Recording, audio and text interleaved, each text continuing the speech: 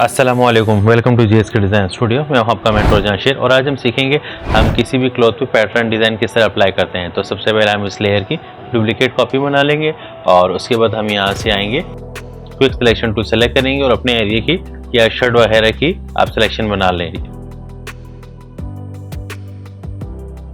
उसके बाद हम लेयर्स में आएंगे और यहाँ से मास्क अप्लाई कर देंगे। उसके बाद हमारा जो पैटर्न होगा उसे एनहाइड कर देंगे, ये आप यहाँ पेस्ट कर दीजिएगा, ठीक है। उसके बाद कंट्रोल टी प्रेस करेंगे और उसका साइज हम अपने शर्ट के अकॉर्डिंग एडजस्ट कर लेंगे। उसके बाद दोबारा हम यहाँ से इसका मोड चेंज करके मल्टीप्लाई कर देंगे, फिर राइट क्लिक करेंगे, क्रिएट क्लिपिंग मास्क। उसके बाद हम दोबारा लेयर्स में आएंगे और यहाँ से ब्लेंडिंग ऑप्शन सेलेक्ट कर लेंगे।